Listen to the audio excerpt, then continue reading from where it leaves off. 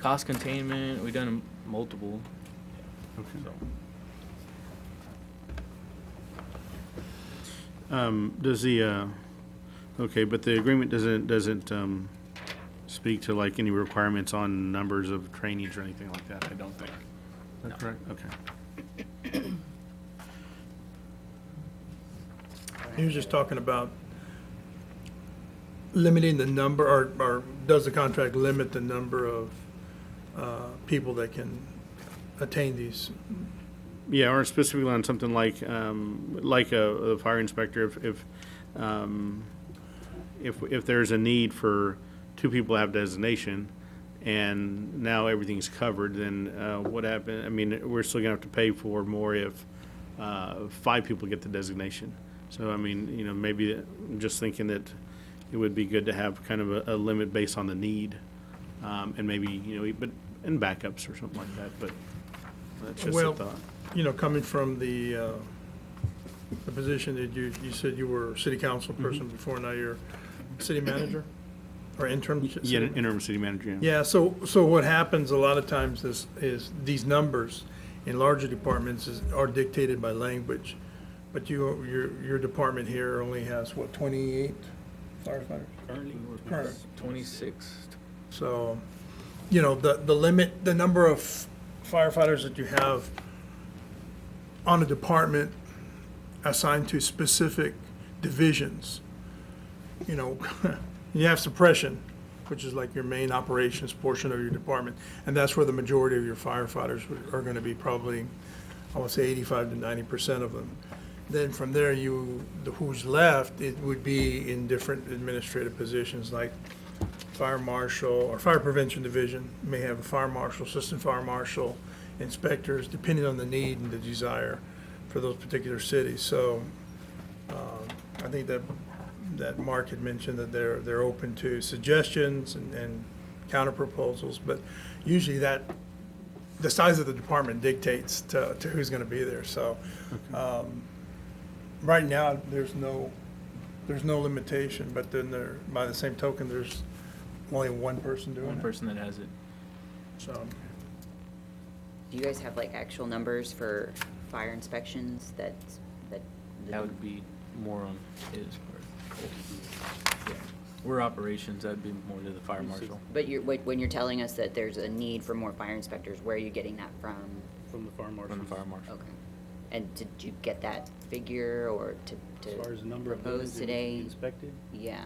yeah, there is, I mean, correct me if I'm wrong, what, over 600 and something like that?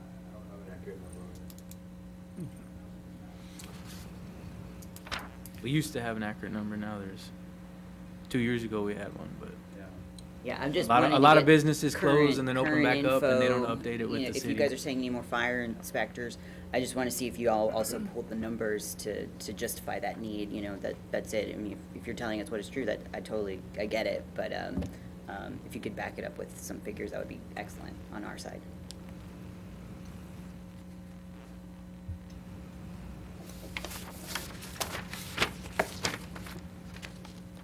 I don't have any other questions on this. This one, you need to make copies.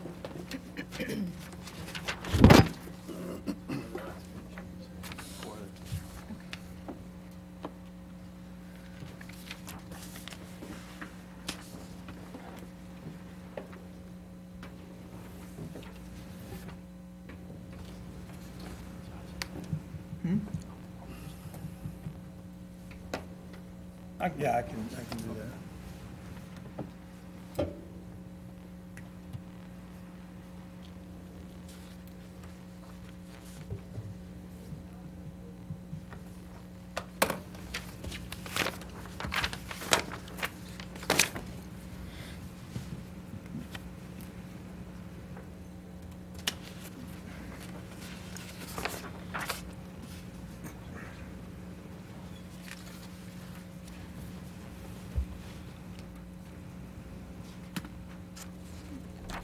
Thank you, ma'am. Thank you.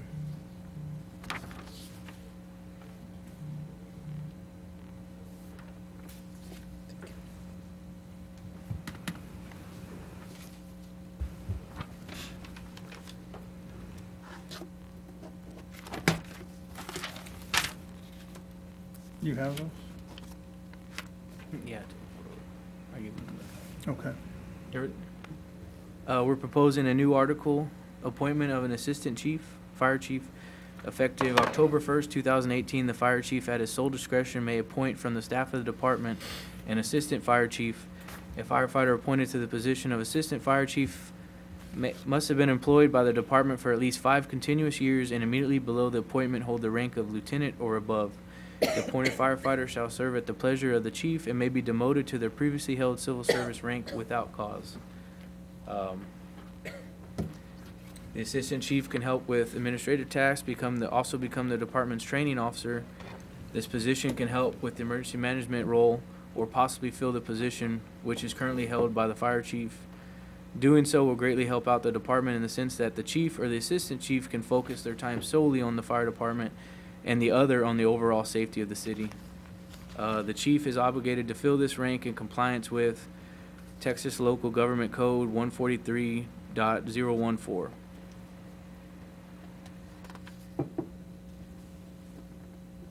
And currently, there's not an assistant chief's position. So that's why we're looking at it. Okay.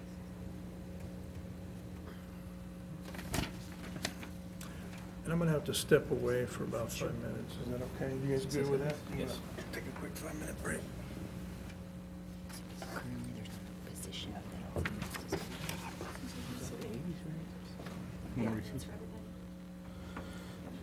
Okay, yeah, do you guys want to take a break, or? Just a 5-minute. Okay, Yeah, that's fine. yeah, we'll take a 5-minute recess. The time is 9:58.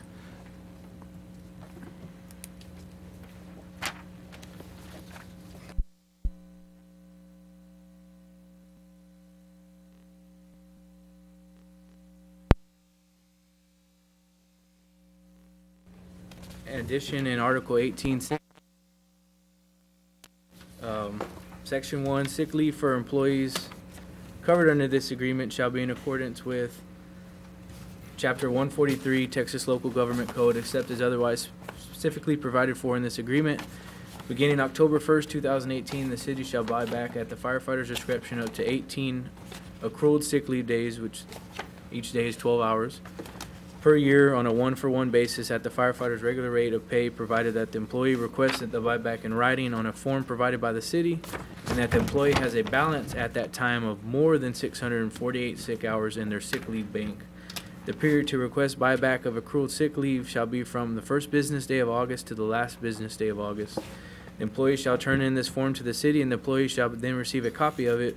Sick leave buyback shall be paid to the employee by the last business day of September.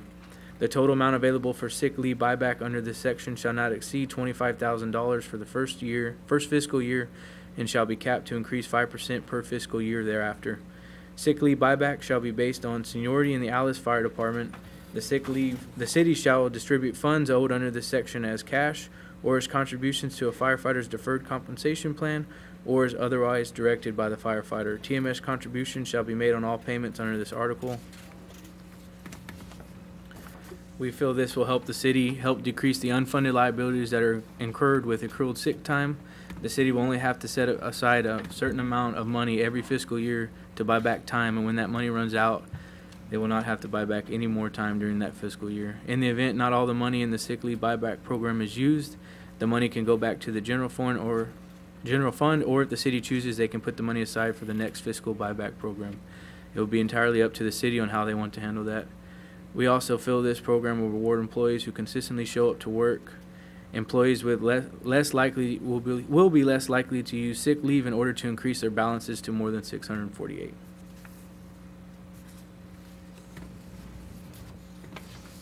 Do y'all have an estimate of what the first year potential fiscal impact would be on that? No.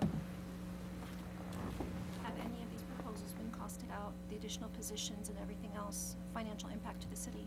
The incentive pay has. Just the incentive pay. Would you mind providing that after the Yes, I meeting, can. please? Of course, they didn't have all the all the little items that Healthcare, the all city that. would figure in, yeah, like all the other incidental costs that the city would have. The benefits, Benefits. the other benefits. Yeah, that's it.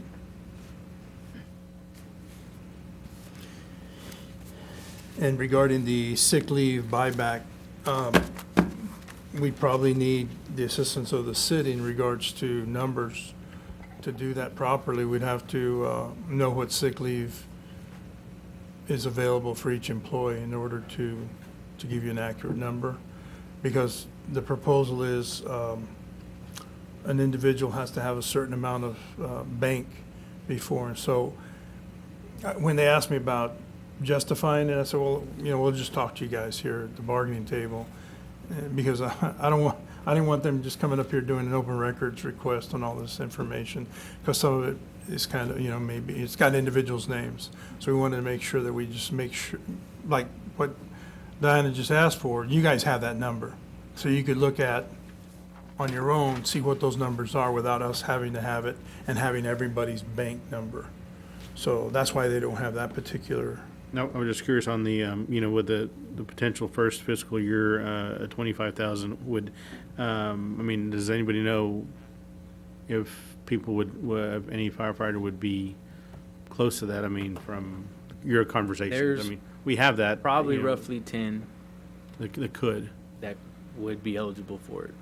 For the maximum of 25,000.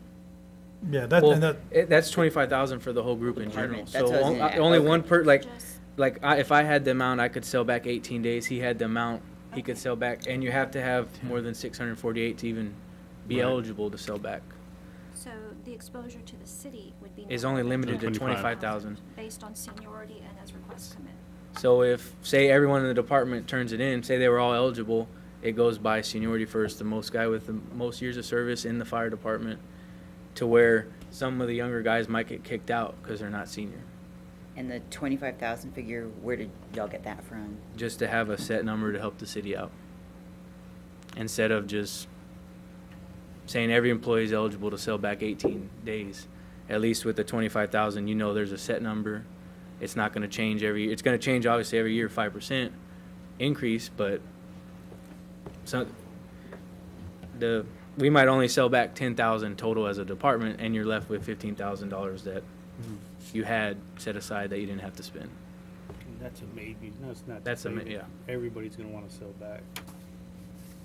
It would be the discretion of the firefighter Yes. to determine whether they want it cash or sent over to a 457 plan. Yes. And all taxability would be included, TMRS. Yes, everything to where, and that TMRS contribution counts towards the 25,000. Oh, it does. Oh. Yeah, any amount that you have to spend counts towards that limit. So our liability for FICA and MEDI, TMRS, workers' comp, all that would count toward that $25,000 cap, Just the TMRS. just the TMRS, not the other liabilities. Now, if you're willing to get us numbers on it, we might be willing to talk about it.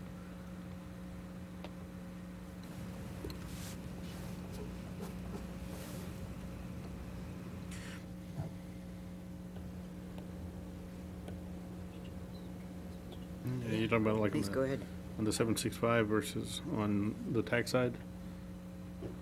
Okay, so that I understand when I start costing this out on this particular policy, I have a couple of questions, just to make sure, so we'll start at the beginning. You're saying that they have the opportunity for up to 18 accrued sick leave days at a 12-hour day, which is a Yes, ma'am. maximum of 216 hours for those on a 12-hour day.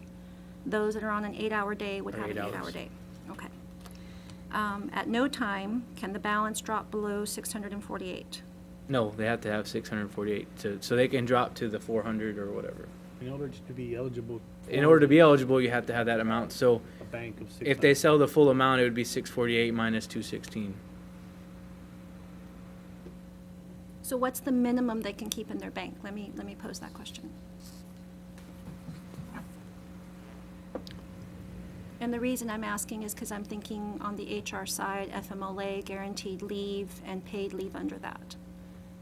432, which should be eight weeks, I believe. 8 weeks. I think the easier way to look at this would be that 648 is the minimum balance you would have to have. And then you can do the math as far as if they're gonna sell back. And I think that the way you have it, it'd be up to each individual employee, right? Yes. So up to 18 days. So what they would be left with is that bank of the 432. once that was paid out of that. But the minimum that each employee is gonna have to have So prior. if they had 647, they wouldn't be eligible to even sell back. All right. Which cuts out a lot of your firefighters. Pardon But me? it's also an incentive to, Maybe they won't call sick. Okay. Is there a current problem with a lot of use of sick leave? there has been, and I don't have the numbers on it since we went to the new schedule, but there was a lot of calling in sick. Also, we're very short-staffed, so Seniority based in totality with the city? no, only the fire department. In So, the fire department, in so if someone rank? worked 5 years in parks and 20 years in the fire department, they only have 20 years. Whereas somebody else worked 21 years in the fire department, they have seniority over that 20-year employee. So continuous years of service with the In the fire Alice Fire Department, not continuous years of service Oh. in rank? No, With the city. with the city. Okay.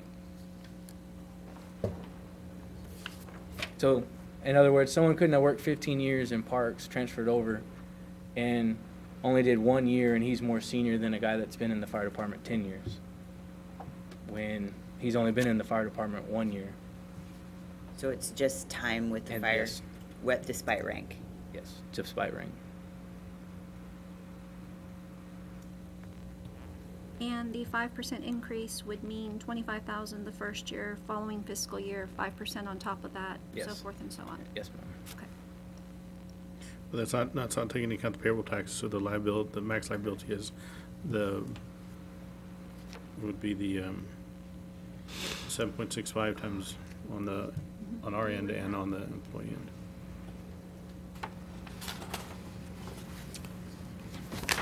And if y'all could, to get us the numbers for that, of what the total liability would be. Yeah, we'll crunch the numbers back on our end.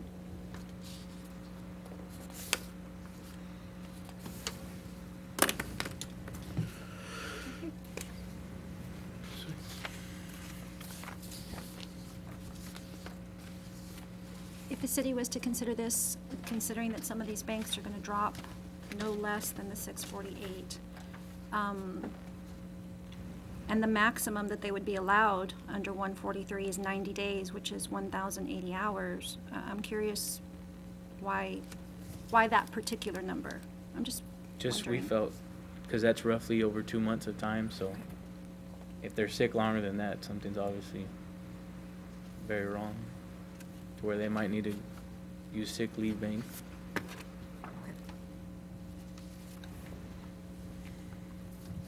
Okay. Good.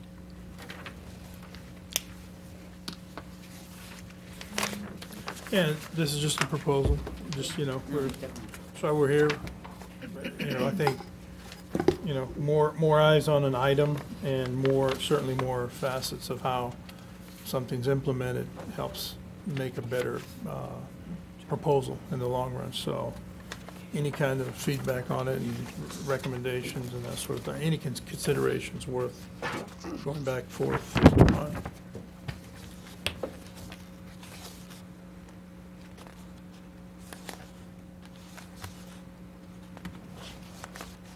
Any other questions on the sick leave? Buyback?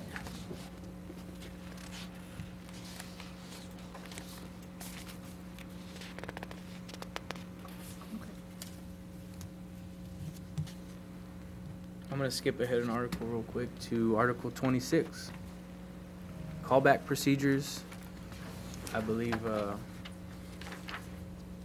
know we had talked about in the ground rules, maybe having a committee to run ideas with each other to figure out the best way to handle it, because currently, we went to the new schedule, so, we need to talk about Section 6 and Section 3 of how to hold people over when the shifts are running short, and also the time limit people can work with having a certain amount of hours they have to be off. What's currently happening now? We were on the 28-48 schedule, you couldn't work more than 48 hours. So you were able to cover one shift if they were running short, anything like that. Now we're on a 48.96.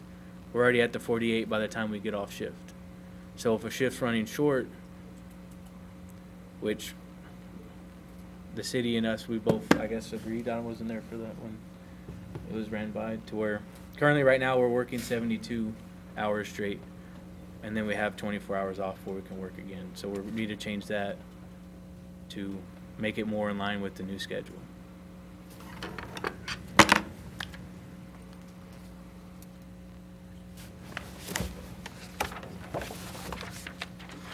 Do you have Are you- like something drawn out for that, or wording of what you just said, or do you mind repeating it again?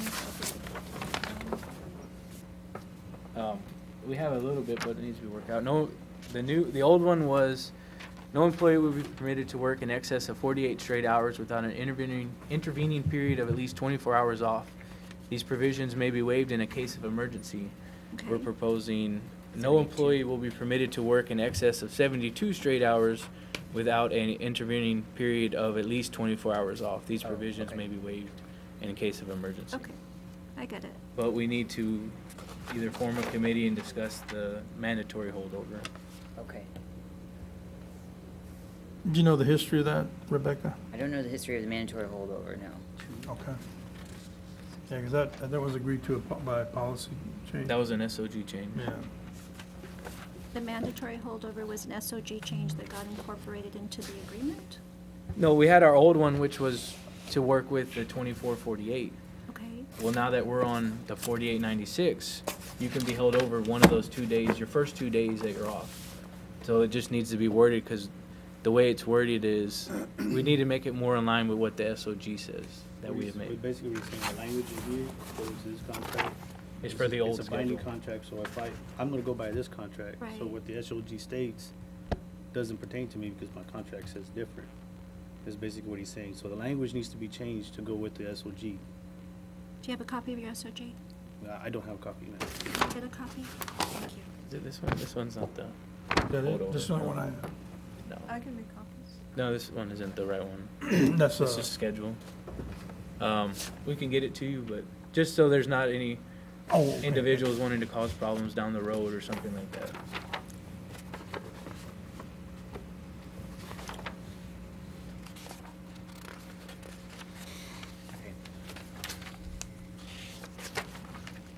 So you're proposing like a subcommittee? Yes, just to pretty much go over the SOG and Yeah. put it in there. Because most of us are fine with the SOG, we just, again, someone can go and cause a problem and file a grievance that we're not following that when we've been following an SOG for the past 6 months. Okay.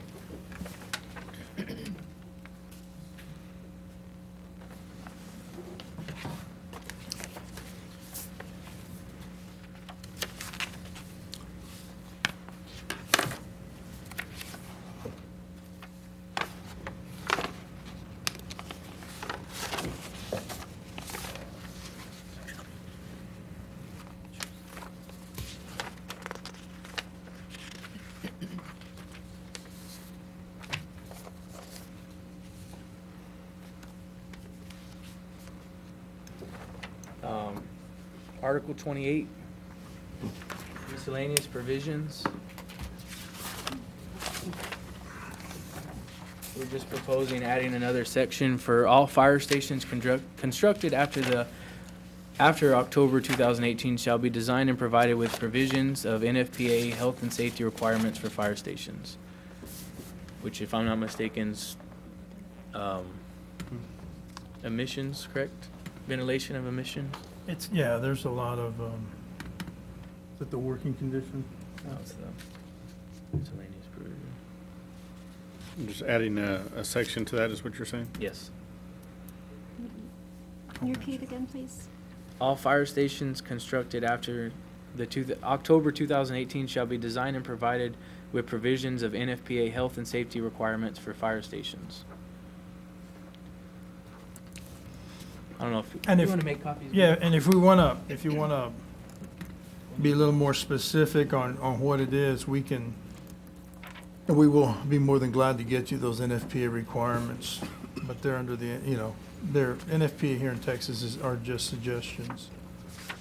But given the light of everything else that we have in the world of firefighting, a lot of the concern is making sure that firefighters aren't being exposed to the toxins from the exhaust, the benzene that is a known carcinogen for firefighters and is associated with at least half of the known presumptive covered cancers that come from that. So the guys are just trying to make it a little more safe in the fire stations in regards to. Is there anything specific that you're, like, other than being compliant with the regs, like what of the regs? Ventilation for diesel exhaust. Okay.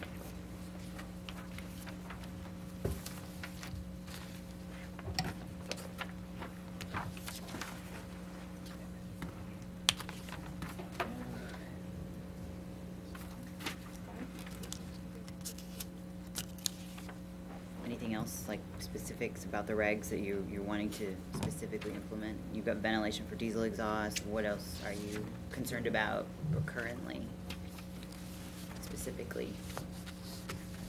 Well, you know, the old adage, how do you eat an elephant? One bite at a time. One bite at a Yes, time. Yeah.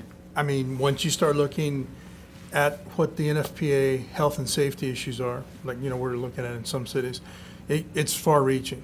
And there's a lot of other areas that can be explored, but the immediate concern right now is the ventilation issue in the stations. Okay. So when you look at NFPA, we can get into turnout gear, specifically, what's absorbed within that, what's released when you have it next to your skin, how that's, affects the firefighter and their chance of, Right, and so, I mean, the city's, got tight budget. We know strings all right about now, the right? So budget, that's yeah. what I'm saying, what are your most immediate concerns? the ventilation. The ventilation, okay. That's on anything new being built after. 2018. Yeah. Yes. Not on the current station. Okay.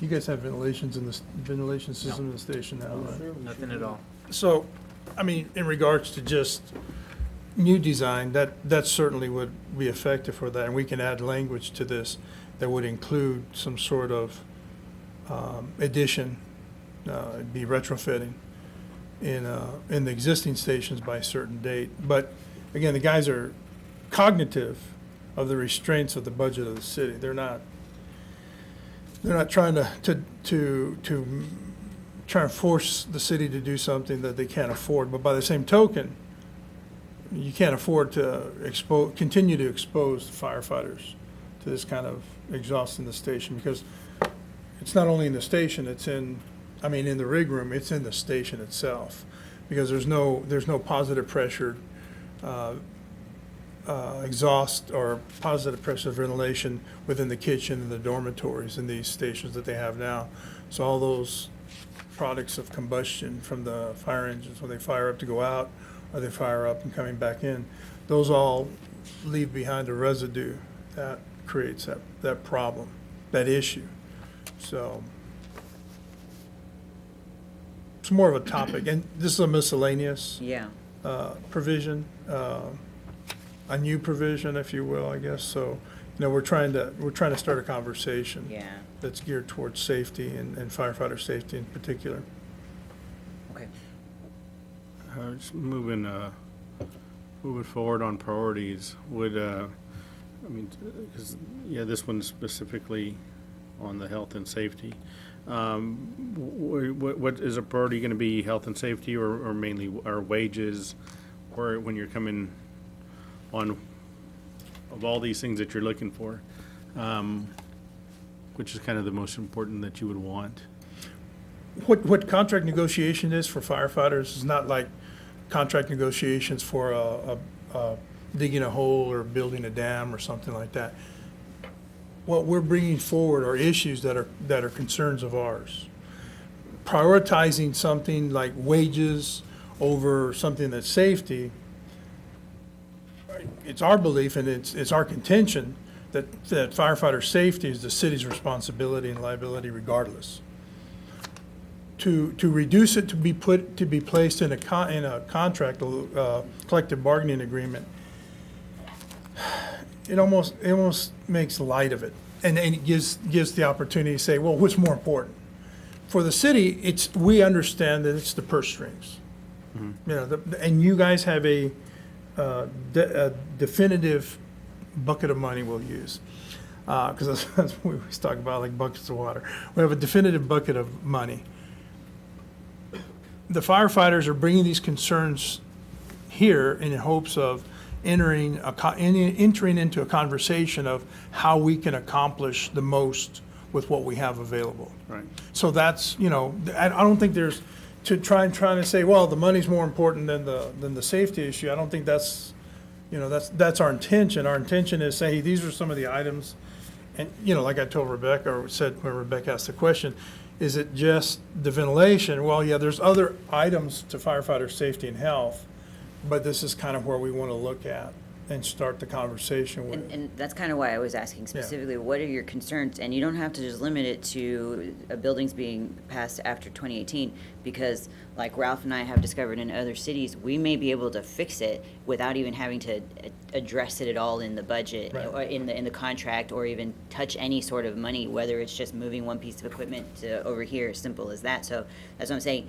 Yes, I agree with Ralph. It's a discussion to see how we can fix things. So it's good that you're bringing up ventilation in your existing, and what I was going to talk with the city about is like, what can we do to fix this without even having to address it and put anything in the contract at all? Because having ventilation in your buildings that are going to be built in the future, that's not really something we bargain over. That's what we put in a budget for your department, so that way you propose it to the city manager, who will propose it to the city council to get that money for your department. So I'm listening, and I get it. We don't want you guys exposed to carcinogens. I mean, that stuff hangs around in your clothes. You want that ventilation. I totally understand that. But what I'm thinking in the back of my head, what you're not seeing, is other ways that we can fix this problem, so that way we can at least address some of the non-monetary stuff, because our purse strings are so tight. And I can tell you from the city's perspective, we want to take care of our first responders, our PD and our fire.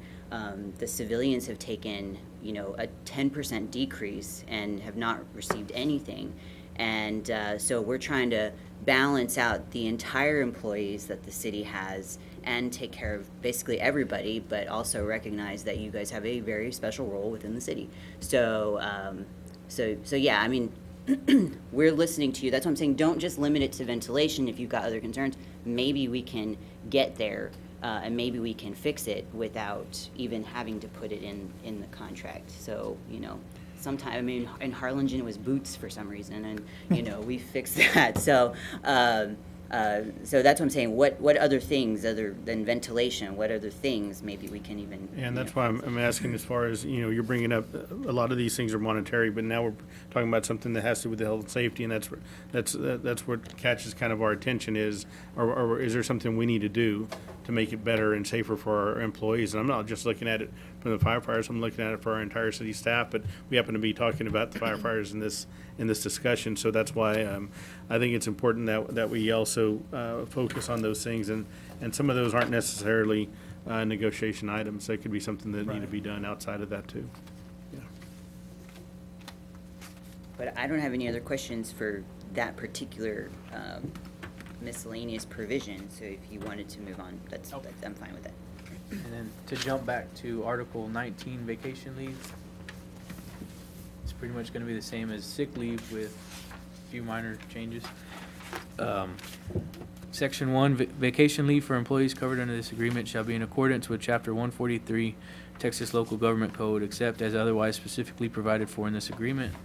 Beginning October 1st, 2018, the city shall buy back at the firefighter's discretion up to 24 accrued vacation leave days per year on a 1-for-1 basis at the firefighter's regular rate of pay. provided that the employee requests the buyback in writing on a form provided by the city. The period to request buyback of accrued vacation leave shall be from the first business day of August to the last business day of August. The employee shall turn in this form to the city, and the employee shall then receive a copy of it. Vacation leave buyback shall be paid to the employee by the last business day of September. The total amount available for vacation leave buyback under this section shall not exceed $50,000 for the first fiscal year and shall be capped to increase 5% per fiscal year thereafter.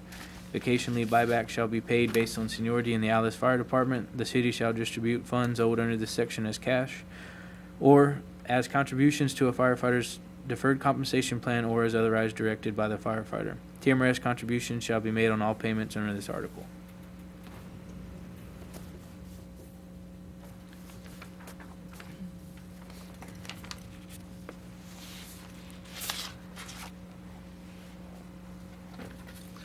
Any particular reason for Yeah. vacation?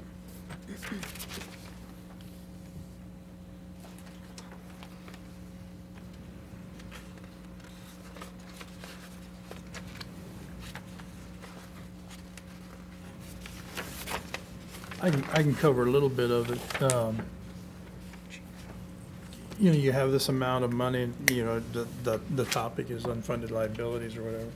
But also the fire department, there's, with this department, the staff is smaller. Even, they're not, I don't think you guys are running at full capacity of what your staffing tables are. And so not only is there a problem with taking vacation, is getting them scheduled on a timely basis before those individuals lose their days.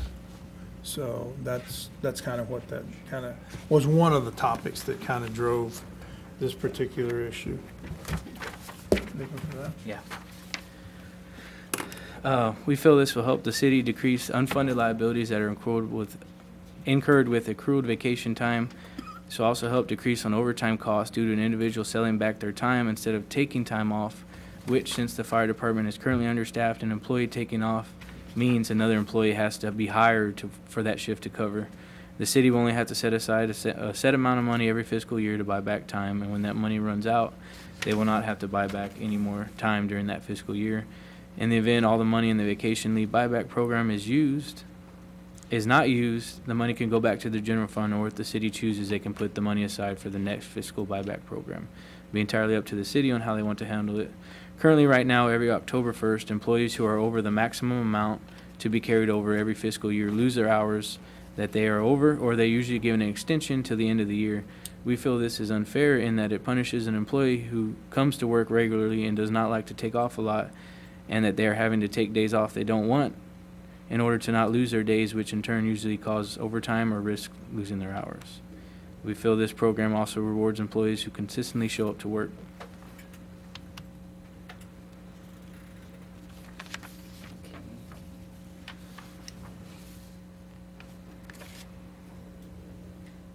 Unlike your sick policy, you're not outlining a minimum to keep in the bank. So if they have 24 hours in the bank, they can sell 24 hours If they in the bank. take it off, they take it off. They're gonna have no hours. If they use all their hours in their vacation leave bank, then they don't have any hours to take off. That's up to them. It's their vacation leave. Oh, this is 24 days. How many hours is that? 24. 288.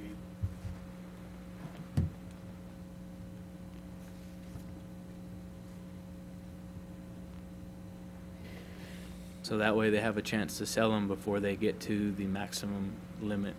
If they happen to be over 240, say they're at 290 and they only want to sell 50 hours, so they're not going to lose any hours. They can choose to sell 50 hours.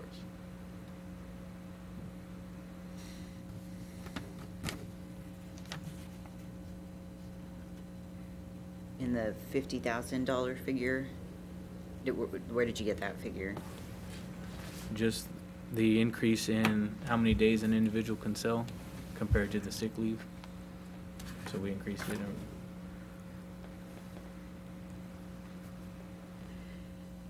An individual also is more likely going to sell their vacation leave than their sick leave. So you might have more people selling more. to clarify, in both the vacation article that's been proposed and the sick article that's been proposed, the deferred compensation plans are plans that the city currently Yes, has in the place, 457 correct? plan. The two 457 plans. And what would constitute or otherwise directed by the firefighter? They wanted a check, direct Okay. deposit.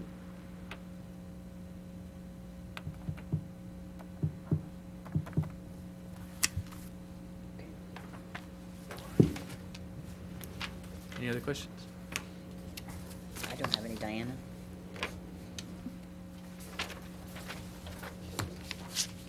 The last proposal we have, is gonna be a new article. We can title it Working Conditions, whatever y'all feel. Section 1, 4896, shift schedule. The hourly shift schedule for personnel assigned to fire suppression shall be based upon a schedule of 48 hours on shift followed by 96 hours off shift. Section 2, employees working 40-hour work weeks. The work week for all non-suppression firefighters shall be 40 hours per week. That is, firefighters who are not assigned to suppression whose hourly work week is the 4896. And that's just to account for the new schedule. Okay. Section 3, members shall receive a minimum of 2 weeks' notice prior to all transfers made. For example, they might be a shortage on one shift and the chief moves them from shift 2 to shift 1. That way they have time to make plans, whether they had vacation days, they scheduled something that there was gonna be their off day, that now might be going on shift and they have to cancel that. 40-hour firefighters moving to the suppression or suppression being transferred to 40 hours positions or suppression firefighters being transferred to a different shift. This provision may be waived for personnel who are promoting to a higher rank.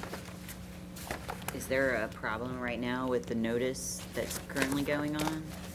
Not with the new chief, with the old chief there was. But we feel it needs to be addressed since our current chief might not be the new chief. To where sometimes he would tell them on a Thursday that Saturday they would have to report to duty to their new shift.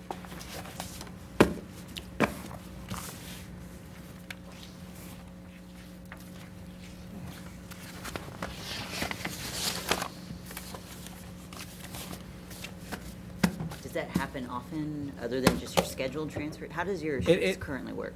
You have work, like A, B, A shift? there's what, B- shift 1, 2, and 3. Okay, So 2 days, and then you'll have 4 days off, which the other 2 shifts cover those 2 days and 2 days. and then do y'all stay, let's say what's your current schedule right now? Are you on 1, 2, or 3?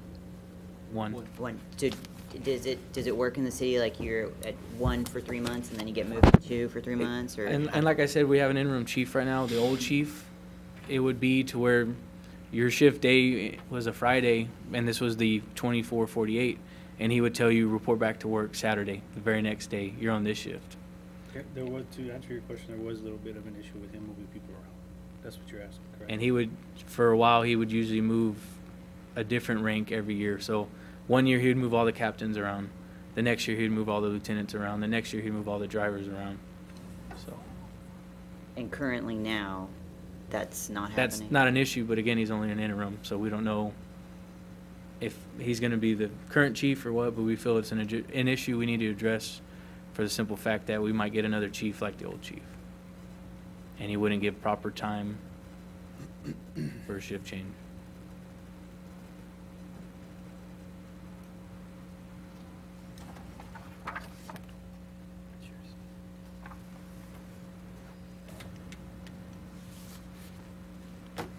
But would you consider proper notification the 2 weeks? 2 weeks at least, because like I said, I've personally done it to where my shift was on a Friday, so I was working Friday, gonna be off Saturday, Sunday, work Monday, and then within 4 or 5 days, say on that Wednesday, he said, you know what, you're moving shifts, you're gonna work Friday, and then you have to work Saturday because your new shift starts Saturday.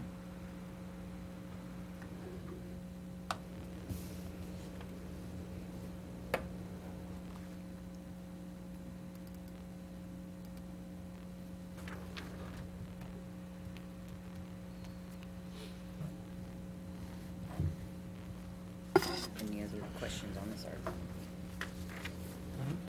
That's it for our proposals. I don't know if y'all have any or want to TA any of the contract while we're here. Can we caucus for a little bit? So we'll take some time and discuss what y'all propose. Okay, we'll take another 15 minutes.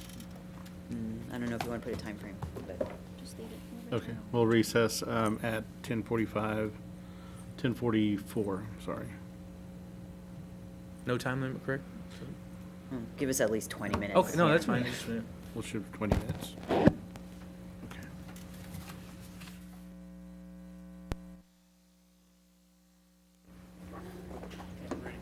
Okay. We're back from a recess. The time is 11:43. And just for the viewing public, this meeting is simply the association submitting their proposed changes to the collective bargaining contract. Next, our job is to review the proposed changes, determine fiscal impact, also determine what is fair and practical, and then make a counter proposal or accept what they're offering. And that'll happen at the next meeting. And so before, that next meeting is still going to be set for Thursday, May 7th. Thursday, May 17th at 9:30 a.m. If anybody wants to tune in also, that's Thursday, May 17th at 9:30 a.m. So we'll come back to our meeting. Rebecca? Okay, all right, so, sorry we took so long, but we were kind of going through and Not a problem. I was asking questions of the city so I can get a little more background information. So basically, without taking much more time in there, we really need some time to crunch the numbers. I'm glad that we're gonna meet next Thursday, so that way we can have some counter proposals for the union. I don't know if there was any additional questions, Diana, that y'all had for some of the other articles that were proposed that were non-fiscal. Not at this time. Not at this time. I know y'all wanted to break out into subcommittees for Article 26. And I think in general, on both sides, the city would like to clean up that article as well. So in terms of Section 2 and 3 and 6, we can definitely agree to clean that up. So in terms of a subcommittee, I think Diana, do you know who's going to be on that subcommittee? I was thinking it would be Diana and Roland, our finance director, and our city clerk, civil service commission. Okay, and then on y'all's end, Be myself, Thad, and Rob. okay, I would prefer that it be just Oh, two? two. Okay, yeah, that's fine. Me Yeah. and Pat then. So we don't have to have a quorum and then have a public meeting. So I guess y'all can just get together on that. And it would be excellent if you could meet before our Thursday meeting, so maybe we can actually have a recommendation from y'all on that particular article. Can we set that date and time here? And Yeah, also, if you just for guys, clarification, also, that's going to be just for Article 26 then. right. Okay. Availability?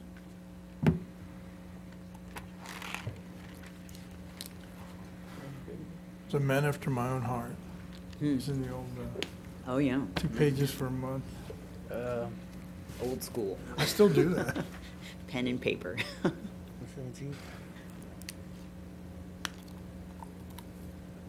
City would prefer early week, Monday, Tuesday, Maybe if Tuesday? possible. Tuesday? Time? What's best for y'all? Tuesday, we have director's meeting. We're leaving morning, 10 a.m. Oh, Does that work? So it'll probably take y'all till noon, probably no more than 2 hours. I think you'll be good.